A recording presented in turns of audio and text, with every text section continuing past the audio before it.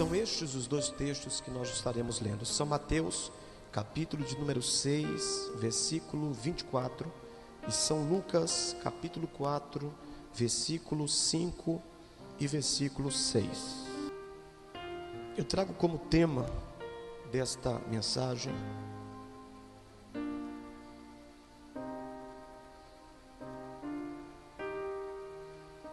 os dois senhores. Diga comigo assim: os dois senhores. Deixa eu fazer uma breve reflexão acerca disso. A Bíblia, ela fala de reis, ela fala de profetas, ela fala de muitos servos de Deus, fala de discípulos, mas ela é muito singular quando ela trata sobre Senhor. Quando ela se refere a Senhor, ela vai pontuar o tema a qual ela quer se referir acerca de nossas vidas na terra. É importante que a gente saiba disso. Mas há uma pergunta que eu quero fazer para você, diretamente, que o texto primeiro que nós lemos já nos leva a refletir. Quantos senhores existem? A Bíblia fala de muitas categorias de pessoas, mas quando ela trata de Senhor, só existe dois senhores. Só existe dois senhores. Preste bem atenção. Porque esse texto que nós lemos, ele fala muito mais do que aquilo que superficialmente a gente pode ler.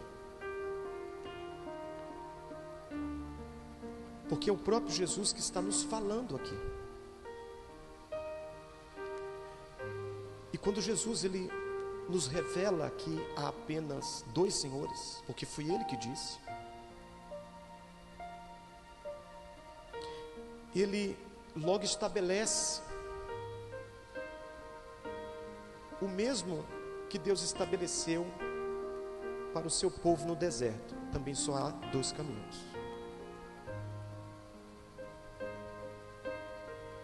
Você lembra a ideia de dualidade de coisas, dia e noite, mal e bem, bênção e maldição? É incrível que Jesus é o dono dessa fala, mas ele vai categorizar. Jesus diz que o primeiro Senhor é Deus. Esse Deus, o próprio que outorgou ele poder vir, aquele a qual os anjos tanto prestigiam, aquele a qual os serafins, anjos de trono, não cessam em louvá-lo, em adorá-lo e em glorificá-lo. Porque segundo a visão do profeta Isaías, diz que de dia e de noite eles cantam e louvam ao Senhor, dizendo: Santo, Santo, Santo é o Senhor dos exércitos, toda a terra está cheia de sua glória. E isso não há um tempo estabelecido, isso não se cessa, ele bate as asas, e ele anda de um lado para o outro sem parar, anunciando isso, como insistentemente precisasse ser falado. Não, mas Deus obrigasse eles a fazer? Não, mas porque eles são seres celestiais de trono, e eles sabem que eles foram feitos para louvar aquele que é o seu Criador, aquele que criou não apenas a eles, mas toda a hierarquia angelical, e principalmente o homem na terra. Esse é o primeiro Senhor que Jesus se refere aqui. Aquele que deu forma às coisas, segundo o livro de Gênesis. capítulo 1. Esse Deus, o próprio que outorgou ele poder vir, aquele a qual os anjos tanto prestigiam, aquele a qual os serafins, anjos de trono, não cessam em louvá-lo, em adorá-lo e em glorificá-lo. Porque segundo a visão do profeta Isaías, diz que de dia e de noite eles cantam e louvam ao Senhor, dizendo: Santo, Santo, Santo é o Senhor dos exércitos, toda a terra está cheia de sua glória. E isso não há um tempo estabelecido, isso não se cessa, ele bate as asas, e ele anda de um lado para o outro sem parar, anunciando isso, como insistentemente precisasse ser falado. Não, mas Deus obrigasse eles a fazer? Não, mas porque eles são seres celestiais de trono, e eles sabem que eles foram feitos para louvar aquele que é o seu Criador, aquele que criou não apenas a eles, mas toda a hierarquia angelical, e principalmente o homem na terra. Esse é o primeiro Senhor que Jesus se refere aqui. Aquele que deu forma às coisas, segundo o livro de Gênesis, capítulo 1.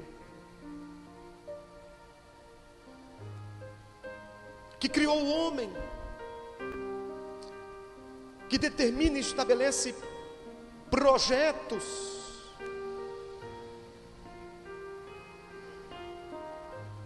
que segundo o seu poder e sua virtude, ele rege todas as coisas, e nada, absolutamente nada, foge do seu controle.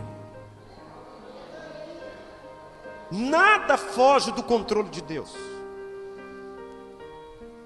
Mesmo que aparentemente ao nosso redor algumas circunstâncias de nossas vidas nos leve a vivenciarmos situações em que a gente possa até dizer para nós mesmos: meu Deus, que momento difícil, que luta eu estou passando, que desafio eu estou passando.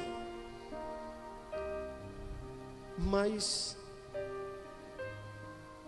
por mais que aquilo possa roubar de você a paz, a tranquilidade, tire seu sono, te preocupe, te incomode, quando você olha para esse Senhor, você vai ver que Deus, Ele não se incomoda com nada. Deus é sereno. E aqueles que puderam ter a chance de poder nos trazer alguma revelação dos céus, o ver, de não descrever porque ouviu, mas descrever o ambiente celestial de uma maneira serena e muito sisuda, porque Deus, Ele não tem um senso de algo que está perdido. Deus, Ele tem um controle de todas as coisas. É como Ele soubesse, é como Ele tivesse não apenas a inferência das coisas, mas Ele dissesse assim: isso vai passar, eu vou mudar as coisas aqui. É esse o Senhor que Deus está falando, que o Jesus está nos falando. Esse primeiro Senhor é o mesmo que deu vitória ao seu povo. Josué, com o seu povo lutando, já enfraquecido, os inimigos mais fortes lutando contra ele, e levando para a escuridão para que eles pudessem perder, porque eles tinham habilidade, tinham armas, mas que a uma oração ele ouviu um servo na terra clamar do seu povo, e ele veio e interferiu. E a Bíblia diz que até hoje os estudiosos tentam entender, porque há um espaço dentro da lacuna de tempo mal explicado, porque a Bíblia registra que aquela luta, ela ficou extensa, mas não foi só a luta que se estendeu, o dia também se estendeu. Então entrou pela noite e o dia continuou, porque o sol parou. Talvez o entendimento que eles tinham de que o sol houvesse parado, na realidade Deus, Ele colocou a mão na esfera chamada terra, para que ela pudesse não caminhar. Porque o Sol, na realidade, ele é parado. O que movimenta é a Terra ao redor do Sol. Em um percurso de translação. Ele não só roda, como também ele roda entre si e roda entre o Sol. Então, basicamente, o que foi parado foi a Terra.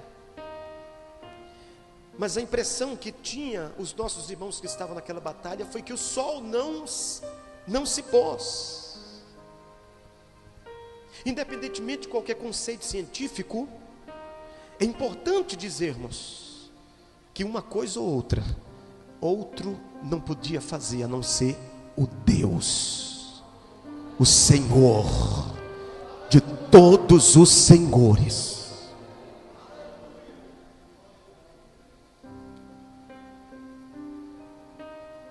Ele mesmo pediu a um homem chamado Moisés.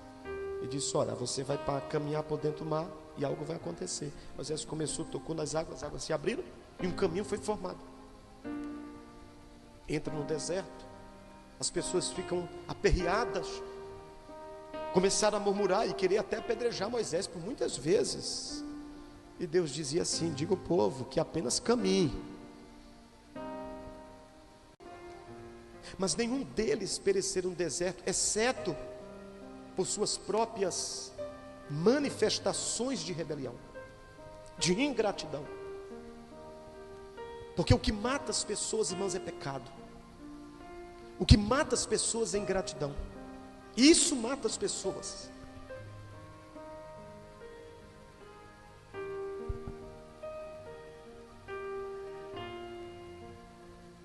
Muitos escritores, quando se referem, Paulo, Davi, a esse período de Israel peregrinando dentro do deserto, eles vão trazer a maneira como eles começam a enxergar as coisas e ver de uma maneira totalmente diferente. E eles vão sempre falar que foi Deus que os conduziram pelo meio do deserto. Durante todo momento, dia e noite, 40 anos, Deus esteve levando e conduzindo o seu povo. Em dias bons, maus, ruins, noite escura, fria, calor, Deus estava ali. Ele não deixou nenhum dos seus filhos perecerem.